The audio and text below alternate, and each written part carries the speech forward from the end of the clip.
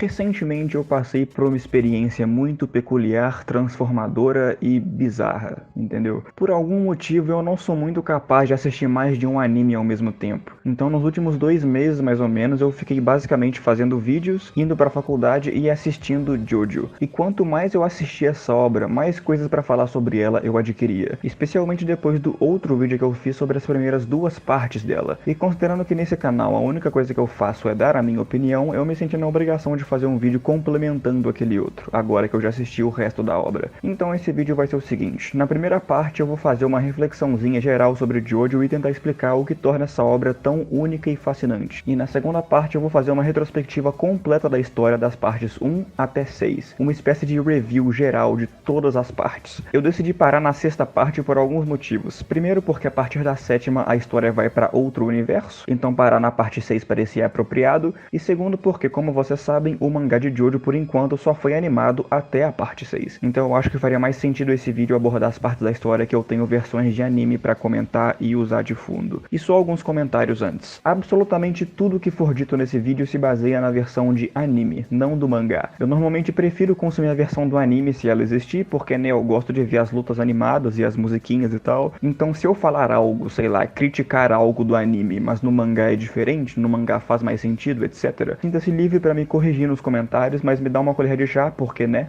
eu não li o mangá. E última coisa, lembre-se de que isso é só a minha opinião. Eu não quero mudar a sua opinião e eu não faço questão que você concorde comigo. Nós podemos discordar e continuarmos amigos, ok? Isso aqui não é o Twitter. E só pra vocês saberem, esse vídeo tem timestamps aí embaixo para caso você queira pular para uma seção do vídeo em que eu abordo uma parte específica. Mas enfim, vamos começar. Como eu disse, eu vou começar respondendo o título do vídeo: o que torna Jojo tão único? Esse é um questionamento que eu não posso fazer para a maioria das obras de ficção que existem por aí. Porque quando se trata de ser original, de ser inédito, convenhamos que isso é praticamente impossível no século XXI. Agora, ser único, ser inconfundível, não é impossível. E Jojo é a prova disso. Eu não acho que é um exagero afirmar que Jojo é um dos animes mais únicos que existem, mas os motivos que eu vou usar para justificar isso provavelmente não são os que você espera. Porque existem alguns fatores óbvios, como a arte do Araki, que é simplesmente absurda e icônica, diferente de tudo que você já viu. Tipo, não tem como você olhar pro Giorno Giovanna ou pro Jotaro Kujo e achar que eles são de algum anime diferente de Jojo. Mas, enfim, a resposta mais óbvia para essa questão é o fato de que Jojo, diferente de 90% das histórias por aí, tem vários protagonistas que se alternam conforme a narrativa avança. E sim, isso já é um fator que destaca Jojo em relação a outros animes. Mas não é como se o Araki tivesse inventado esse conceito de ter mais de um protagonista. Mas como eu disse, não é sobre ser original, é sobre ser único, é sobre ser inconfundível. E o que torna Jojo inconfundível? O que eu acho que está no centro dessa questão é como cada parte de Jojo se complementa e se relaciona com as outras. Como cada parte subsequente faz uso e referencia elementos de partes anteriores, para elevar o que você já viu anteriormente e te apresentar uma nova perspectiva, um novo foco da linhagem dos Joestar. Eu acho genial como a jornada dos Crusaders na parte 3 é tratada nas outras partes como uma espécie de mito, uma lendária jornada entre melhores amigos que se reuniram para derrotar o grande e poderoso Dio. Então quando Jotaro olha a foto deles e se relembra dos bons e velhos tempos, da épica caminhada que eles tiveram até o Egito, é como se eu estivesse me lembrando dos bons e velhos tempos. É semelhante ao caso dos filmes da Marvel, por exemplo, quando a Viúva Negra e o Gavião Arqueiro falam da aventura que eles tiveram em Budapeste. Só que nós, a audiência, nunca vimos o que aconteceu em Budapeste, isso são só eles dois falando mesmo. Mas em Jojo, quando a jornada dos cruzeiros é mencionada, você sabe exatamente do que eles estão falando, porque você tava lá, você viu tudo. E no final das contas, eu acho que é isso que torna Jojo tão único. São as referências, as Jojo referências que essa obra faz a si mesma. Eu comecei a perceber que cada vez que eu terminava uma parte e pulava pra próxima, eu sentia uma espécie de nostalgia, eu sentia saudade do que eu tinha acabado de ver, tipo 2 dias atrás. Quando eu acabei a parte 2, eu fiquei triste de verdade, porque pô, eu não vou ter o malandríssimo Joseph Joestar como protagonista mais. E é por isso que ter o Joseph como um personagem secundário da parte 3 é o fanservice perfeito, porque ao mesmo tempo em que isso agrada os fãs, isso faz sentido no que se refere à continuidade e à progressão da história. E quando eu vi que o Dio ainda é o maior inimigo da linhagem Joestar lá na parte 6, quase 200 anos depois, eu senti uma espécie de orgulho por ter assistido a parte 1 e ver como tudo isso começou, ver a rivalidade que ele desenvolveu com seu irmão adotivo, Jonathan, que é praticamente meu xará inclusive, e como o Jonathan é o ascendente de todos os protagonistas que vieram depois dele, cada um mais diferente que o outro, mas que ainda carregam os mesmos valores. E é isso que, na minha opinião, Jojo tem de especial, porque Jojo te deixa com saudade de algo que você acabou de assistir. É a conectividade entre as partes e as referências que elas fazem umas às outras que cria uma experiência única de nostalgia por algo que você acabou de ver.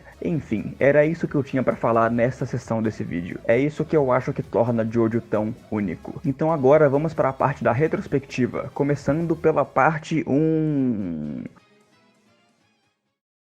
Hey baby! このディオだ! Goodbye, Jojo!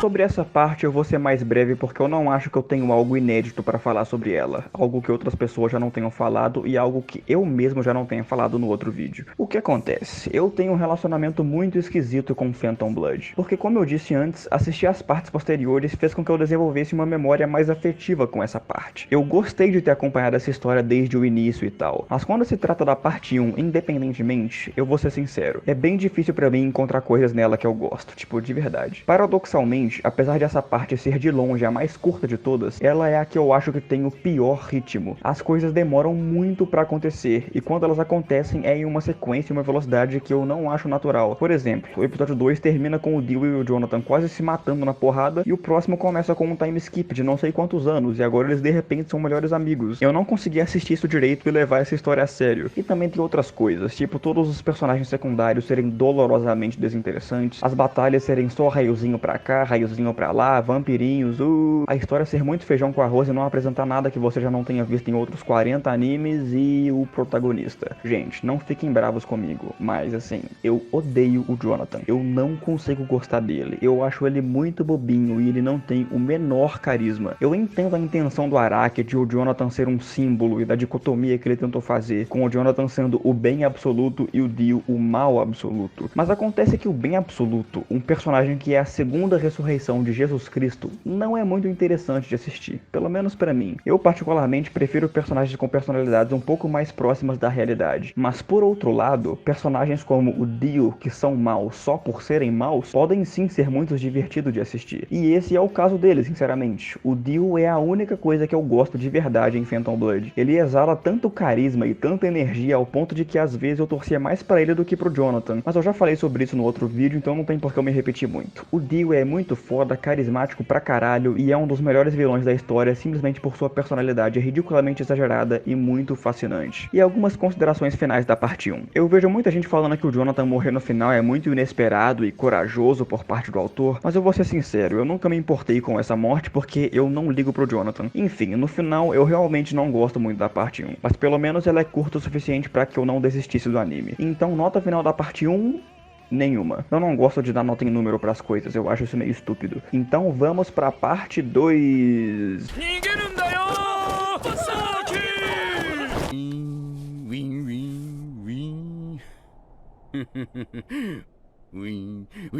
Eu acho que o motivo de eu gostar tanto da parte 2 é porque foi nesse ponto que a história parou de se levar a sério. Pra mim, a parte 2 é tudo que eu queria que a parte 1 fosse, e eu arriscaria dizer que quase tudo que Battle Tendency faz, ela faz melhor que Phantom Blood. O ritmo da história é infinitamente melhor. A aventura do Joseph nunca pisa nos freios, ele tá sempre indo de uma situação bizarra pra outra e pra outra. E o que torna essas situações tão incríveis é a engenhosidade com que ele escapa da morte, sempre usando seu intelecto invejável e sua malandragem. Não tem muito o que dizer. É sempre muito divertido ver o Joseph derrotando o Caesar ao fazer um pombo sair da boca da mulher, ou escapando dos homens do pilar fingindo que tá morto, ou enganando soldados nazistas ao se vestir de mulher, ou derrotando o ser vivo mais poderoso da existência por pura sorte, e fingindo que planejou tudo só pra encher o saco dele, e por aí vai. Esses são com certeza os pontos mais fortes da parte 2 em relação à primeira, o ritmo da história e o protagonista. De repente o tom se torna bem mais leve, as circunstâncias são sempre inovadoras e muito divertidas.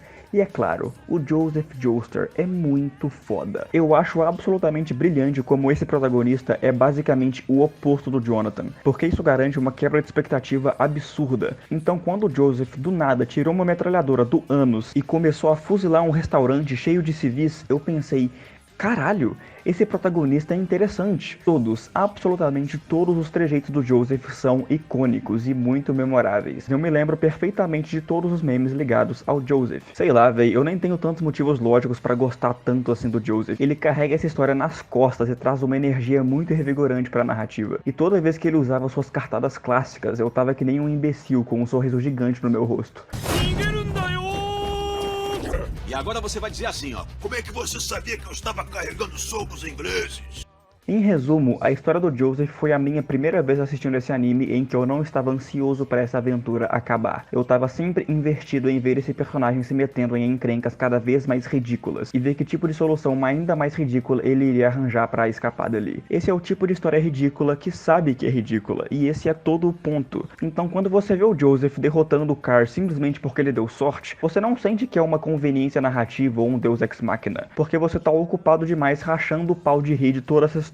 Enfim, eu só acho muito bom como cada protagonista de Jojo tem uma habilidade específica. Tipo, o Jonathan é respeitoso e luta com honra, enquanto o Jotaro só te dá porrada até que você vire farinha. Mas a habilidade do Joseph é ser irritante e ter plot armor, até que ele simplesmente ganha a luta de um jeito que nem Deus sabe explicar. Eu também, surpreendentemente, gosto muito dos personagens secundários dessa parte. Eu amo o relacionamento do Joseph com o Caesar, e a morte dele é uma das únicas da história inteira em que eu de fato senti alguma coisa. Mas é claro, nem tudo são rosas nessa parte, porque ela tem sim seus pecados, apesar de eu ser capaz de relevar todos eles. Um que eu não achei que eu ia encontrar nesse anime, mas que eu estava muito errado, são esses momentos de fanservice bem esquisitos e desnecessários. Inclusive, eu estou convencido de que o Araki já tinha criado desde o início o plot twist de que a Lisa era a mãe do Joseph. Então ele escreveu essa cena sabendo que o Joseph estaria espiando na própria mãe. O que é tão esquisito, cara? Pra quê? E a única coisa que, na minha opinião, a parte 2 é pior do que a primeira é no vilão. Eu vou deixar o eu do passado falar por mim. O Cars, o vilão da parte 2, me faz querer ter vontade de morrer, e não de um jeito bom. Mas todo mundo meio que sabe disso. Eu acho que o Cars não é o vilão favorito de ninguém. As motivações dele são extremamente rasas e desinteressantes, o que parece contraditório, já que as do Dio também eram, mas como eu já disse, o Dio compensa isso sendo carismático pra caralho e etc. Mas o Cars realmente não tem nada que torne ele interessante. Eu não consigo pensar em muitas qualidades nele que outros vilões de Jojo não fazem melhor. Mas isso não quer dizer que eu ache ele um vilão ruim. Inclusive o confronto final dele com o Joseph é um dos meus favoritos, porque eu genuinamente não fazia a menor ideia de como o Jojo ia derrotar esse cara, e a forma com que o clímax se encerrou foi muito satisfatória. Eu curti demais, especialmente porque a história não reciclou a trope de fazer o protagonista morrer no final de novo. Eu acho que reutilizar o Joseph nas próximas partes é o desfecho perfeito. E, enfim, eu acho que era isso que eu tinha pra falar sobre a parte 2. O carisma e a malandragem do Joseph continuam imbatíveis e essa parte é muito divertida. Essa parte representa muito das coisas que Jojo tem a oferecer de melhor, e é por isso que ela ainda é uma das minhas partes favoritas. Então é isso, vamos agora para a parte 3.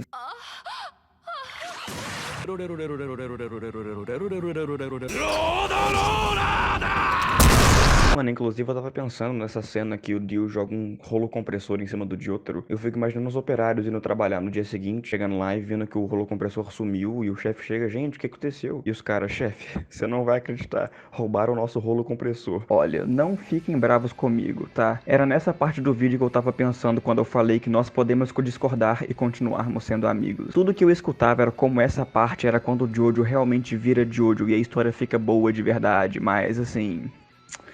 eu não gosto muito da parte 3 não. Quando eu vi que essa era a parte mais popular e mais icônica de Jojo, eu realmente demorei pra entender, porque o número de coisas que eu gosto nela é bem limitado. Mas, pra evitar que eu seja exilado pelo conselho, eu vou começar falando bem dessa parte. Pra começo de conversa, eu acho que o design do Jotaro nessa parte é um dos mais fodas que eu já vi. Não tem como você olhar pra esse cara, o Drip em pessoa, e não querer dar uns beijos nele. O elenco dessa parte também é provavelmente o meu favorito depois do da parte 5, principalmente o Polnareff, que é um dos personagens que eu mais gosto até hoje. E a química entre todos eles é muito boa. Dá pra você acreditar perfeitamente que eles são um grupo de amigos em uma road trip. E a dinâmica entre eles é o que faz essa parte se destacar. Mas o que obviamente essa parte tem de melhor são as lutas e os momentos fodas em geral. Eu não tô zoando. A maioria dos meus momentos favoritos de Jojo inteiro, em todas as partes, estão nessa parte. O que eu quero dizer é que quando Stardust Crusaders atinge o seu auge, Jojo como um todo atinge o seu auge. Os melhores momentos da obra inteira são, na minha opinião, os os melhores momentos da parte 3. E alguns momentos que eu consigo lembrar de cabeça aqui são a luta do Polnareff contra o Vanilla Ice, a luta do Wig contra o Pet Shop e o Jotaro apostando a alma da mãe no poker. E obviamente a luta final do Jotaro contra o Dio é simplesmente a melhor luta de todo o anime. Essa luta é tão foda, mas tão foda, que ela é a única que eu devo ter reassistido umas 6 vezes. O conceito do stand do Dio é incrível, e o poder de parar o tempo é tão amedrontador que várias vezes eu tava tremendo na base sem saber como o Jotaro ia derrotá-lo. É tudo muito foda, e a forma com que o Dio é derrotado é muito satisfatória. Sei lá, essa luta ainda é a minha luta favorita do anime inteira. Eu amo ela demais. Ela é tão foda que quase faz os outros 40 episódios valerem a pena.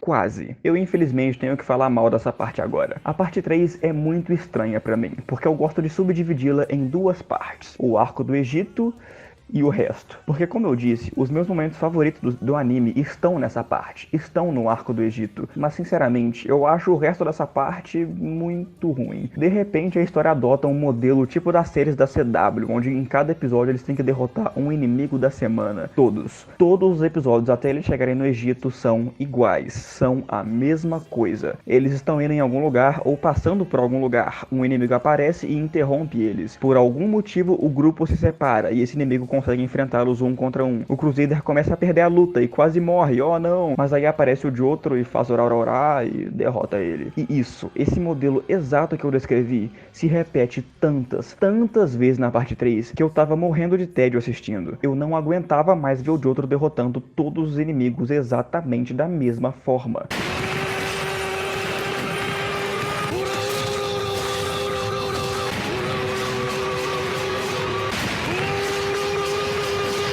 É claro que existem exceções a isso e alguns episódios nem é o Jotaro que luta, na maioria desses casos é o Polnareff, mas mesmo assim, esse modelo de inimigo da semana torna a parte 3, até o episódio 33 mais ou menos, bem chatinha de assistir. E essa parte é muito longa, é tão longa, cara. Eu não acho que justifica nem um pouco essa história ter 48 episódios, ainda mais considerando que boa parte dos episódios, desde que eles recrutam o Polnareff até o arco do Egito, são filler. Nada acontece. Eu falo muito sério. Dá pra você pular do episódio 5 até o 30 e você não vai perder praticamente nada. Eu acho inacreditável como a parte mais longa de Jojo tem 48 episódios e podia tranquilamente ter 20. Tipo o episódio em que eles lutam contra o stand do sol. De que maneira esse episódio agrega? Como ele progride a história? Mas infelizmente essa não é a única coisa que eu não gostei nessa parte. Olha, eu amo todos os momentos fora do Jotaro e tal, eu já falei sobre isso, mas eu realmente não gosto dele como protagonista. Ele é muito unidimensional e só sabe ser foda, ser edgy e ser misógino. Saying that you're being sexist. No, I'm being misogynistic. É por isso que eu acho ele um personagem muito melhor nas partes 4 e 6, mas na 3 eu não consigo gostar muito dele. Quando o protagonista da história não tem mais nada a agregar, além de ser B10, eu vou achar ele meio raso. E é assim que eu penso do Jotaro. Eu não entendo como ele é o Jojo mais popular e o que sempre recebe mais destaque. Porque, sério, ele é o que eu menos gosto. Ele nunca se desenvolve, nunca muda. E isso inclusive criou um fenômeno muito curioso nessa franquia que se repete bastante em todas as outras partes. Que é um personagem secundário ser mais complexo e ter mais desenvolvimento do que o protagonista. Isso obviamente aconteceu com o Polnareff, que é muito mais interessante que o Jotaro. Realmente tem um arco de desenvolvimento e no final ele é o protagonista da parte 3. E nada muda a minha opinião. Então, pra finalizar a parte 3, se ela fosse só o arco do Egito, ela provavelmente seria a minha favorita. Mas o fato de ela ser majoritariamente composta por episódios inúteis e do Jotaro ser muito desinteressante faz com que eu goste um pouco menos dela. Por favor, não fiquem bravos comigo e vamos para a parte 4.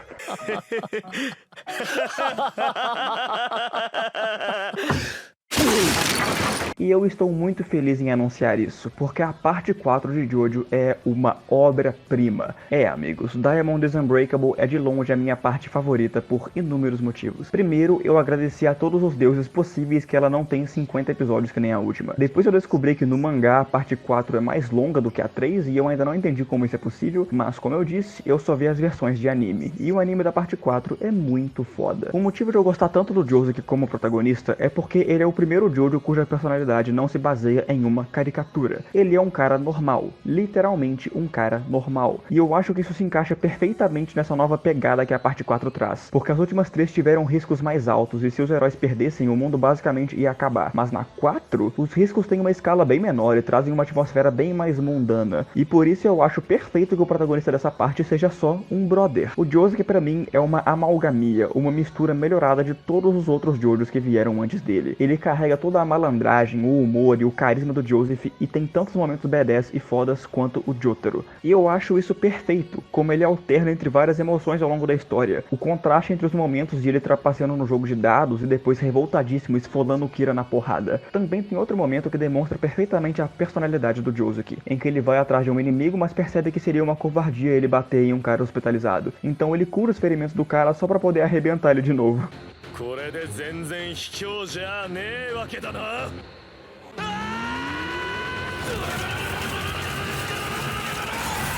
Sei lá, velho, o Josuke é perfeito. É de longe o melhor Jojo pra mim. Mas é claro que, como eu disse anteriormente, outro ponto muito positivo dessa parte é o Jotaro. Personagens que são badass como ele funcionam muito melhor quando não são protagonistas. É por isso que o Levi não é o protagonista de Attack on Titan, entendeu? Eu amo que o Jotaro aparece só de vez em quando, só pra ser fodão, porque isso torna os poucos momentos dele muito mais memoráveis. Essa parte também é a que melhor balanceia bizarrice com consistência, na minha opinião. Eu amo esse personagem que simplesmente não dá pra saber se ele é realmente um alien ou se ele é um usuário de stand esquizofrênico. E também tem outros momentos de destaque, como o episódio do restaurante, e sendo sincero, é inútil, é filler, mas é tão divertido. Ou o Josuke jogando dados contra o Rohan, ou a disputa de pedra, papel, tesoura que o Rohan tem contra esse moleque. São tantos momentos individuais que tornam essa parte tão consistentemente divertida que me fazem gostar tanto dela. Mas pra mim, o que realmente eleva essa parte à 10ª potência é o vilão, Yoshikage Kira. E me desculpem, mas o Kira é o melhor vilão de Jojo. Eu amo o contraste que ele tem com os outros vilões, que todos querem um objetivo maior e dominar o mundo, mas o Kira só quer ficar de boa. A motivação dele é literalmente ficar de boa, mas obviamente ele não consegue, porque ele é um psicopata que precisa matar os outros. Eu gosto muito como a história de repente se torna quase uma investigação policial. Essa foi a primeira vez que eu senti uma parte sendo realmente diferente das outras. Além disso, quando o Kira recebe o poder do Bites the Dust, a parte 4 se torna Tier S++.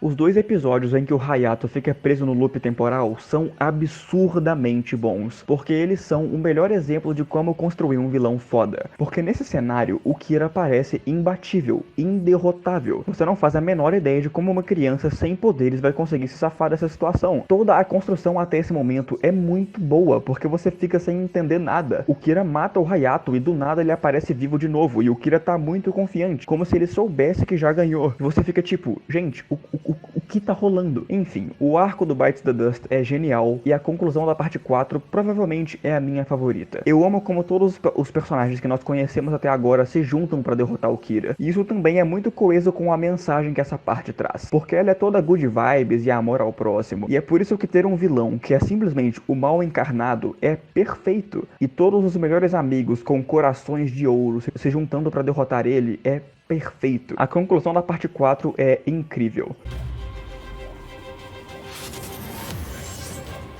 Oh my god! Okay, it's happening! Everybody stay calm! Everybody stay calm! What's the procedure?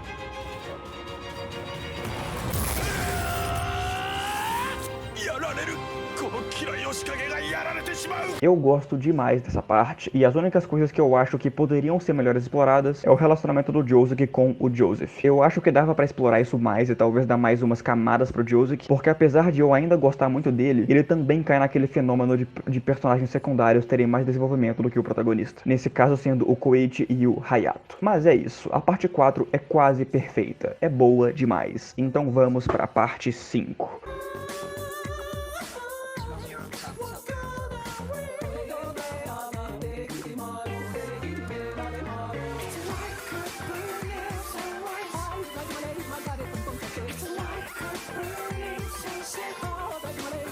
Ou alguém sabe se tem um motivo pra eles fazerem essa dança? Tipo, sério mesmo? Tipo, tem algum propósito, algum contexto? A parte 5 também é bastante estranha pra mim, porque ela é de longe a que tem a premissa mais interessante. Além de que o novo protagonista se chama Giorno Giovanna, que é um nome tão foda, velho. Eu tenho certeza que o Araki sabia que esse nome é muito da hora e não podia ser desperdiçado. E por isso todo mundo chama o Giorno pelo nome completo em toda oportunidade que eles têm. Giorno Giovanna. Giorno Giovanna desu.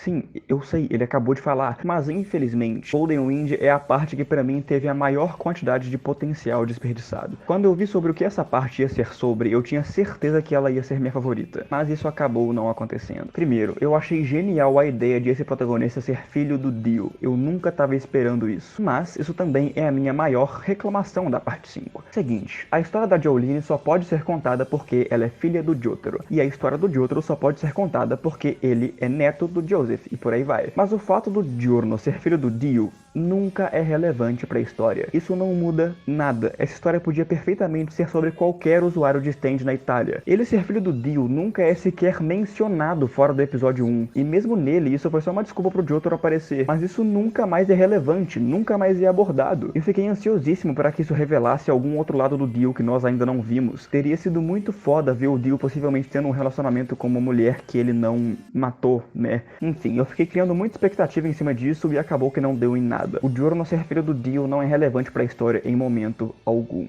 Outra coisa que me fez gostar um pouco menos dessa parte foi o fogo. Todo mundo já sabe disso, que o fogo é simplesmente deletado da história depois que a equipe decide trair o chefe. Mas eu gostei muito que isso não foi uma decisão unânime do grupo. Eu acho que o fogo decidir não se juntar a eles foi brilhante, porque dá mais peso a essa escolha e demonstra que não é uma decisão fácil. E aí eu fiquei teorizando se ele ia voltar depois como um traidor ou se juntar a eles no final, mas é claro, o fogo nunca mais aparece. Na verdade, ele aparece de novo depois que o Narantia morre por alguns segundos, mas é isso. Ele é apagado da existência. Eu lembro que eu achei isso tão absurdo, tipo, como que o autor simplesmente esquece da existência de um personagem assim. Então eu dei uma pesquisada. E eu descobri que o plano realmente era fazer o Fogo ser um espião dentro do grupo, um traidor ou algo assim, mas o Araki estava sofrendo com depressão nessa época e não conseguiu se forçar a escrever isso. E realmente isso é grave. Eu não consigo me colocar totalmente no lugar dele, porque eu não tenho depressão, mas eu entendo como o seu estado emocional pode afetar o seu processo criativo. Mas no final das contas, o que eu tenho pra analisar de fato é o que ele escreveu. E do jeito que está, parece que o fogo foi simplesmente esquecido. Mas o maior problema que eu tenho com essa parte é o final. Tipo, tudo é muito foda. Meu Deus, eles estão indo encontrar o Polnareff, let's go! E aí todo mundo troca de corpo e o Polnareff vira uma tartaruga.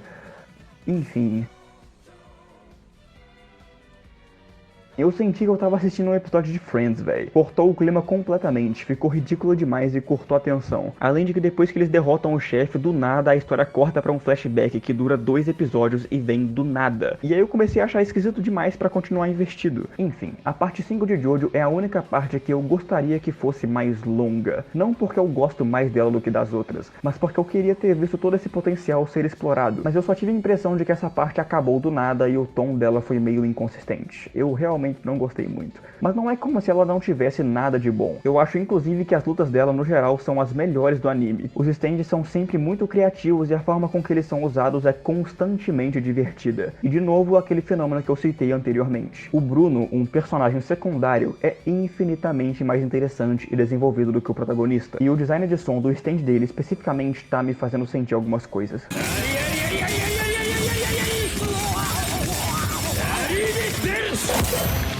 Nossa senhora. Mas enfim, no geral é isso. Eu vi muito potencial nessa parte, mas ela acabou deixando a desejar em quase tudo. Mas eu quero deixar claro que eu ainda gosto muito dela. Inclusive essa foi a parte que eu assisti mais rápido, de tão boas que são as lutas. O backstory de todos os personagens são todos incríveis e eu amo todos eles. A morte do Narantia e do Abakio são muito bem feitas e tal, mas ela ainda não é das minhas partes favoritas. Apesar de aquela cena específica do Giorno ser uma das que eu mais gosto.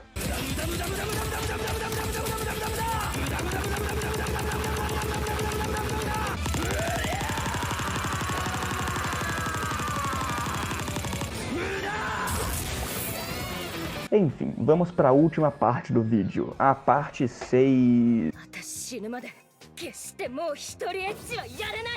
A parte 6 é a que eu tenho menos coisa pra falar porque ela ainda não foi animada por completo, né? Valeuzão Netflix. Mas fica tranquilo que eu não vou soltar spoilers do mangá. A parte 6, pelo menos o que eu vi dela até agora, é muito boa. Pode ser porque eu tenho um ponto fraco por mulheres bom, por mulheres, mas a Jolene em poucos episódios se tornou uma das minhas protagonistas favoritas. Eu amo o relacionamento que ela tem com o Jotaro e eu amo especificamente o Jotaro dessa parte. Eu amo como dessa vez ele tem mais camadas além de ser fodão, como ele erra e demonstra arrependimentos. Do nada ele se torna um personagem infinitamente mais interessante. A premissa dessa parte também é uma das mais legais e eu acho muito foda como a presença do Dio se mantém na história. Esse cara realmente acordou um dia e falou: eu vou ser a fonte dos problemas de todo mundo pelos próximos 200 anos. Mas eu realmente não tenho muito o que falar mais dessa parte. Eu gostei muito do que eu vi até agora e ela, de novo, tem o potencial pra ser minha favorita. No geral, a Jolene é o tipo de mulher que eu deixaria me dar um chutes. É basicamente isso. Ufa, ufa, ufa. Então, amigo ou amiga, você viu o tamanho desse vídeo, né? Eu acho que é justo dizer que ele é bem longo. Comecei a editar ele, tipo, ontem, eu passei umas 3 horas editando, acho que umas 2 na verdade, e agora são 7h30 da noite. Eu acabei de terminar de editar esse vídeo e eu comecei, acho que às 2 horas da tarde. Então eu tô às 5h30, mais ou menos, editando esse vídeo, tipo, ininterruptamente, sabe? 5h30 seguidas, sentado no computador, não no computador, na cadeira, sentada na frente do computador, editando esse vídeo. Então, deu trabalho pra caralho. Eu acho que nada que eu fiz na vida me deu tanto trabalho quanto esse vídeo, sendo bem sincero mesmo. Então essa vai ser a primeira vez da história do meu canal que eu vou pedir pra você dar um like, tá ligado? Mandar pro seu amigo que gosta de Jojo, comentar aí o que você concorda, o que você discorda e enfim. Jojo se tornou um anime bem especial pra mim, eu não achei que isso fosse acontecer, então eu espero que eu tenha conseguido expor meus pensamentos de forma clara e tal. E é isso, velho. Espero que você tenha curtido aí. E até a próxima, que deve ser daqui a algum tempo, porque eu vou entrar em hibernação pelas próximas 3 semanas agora.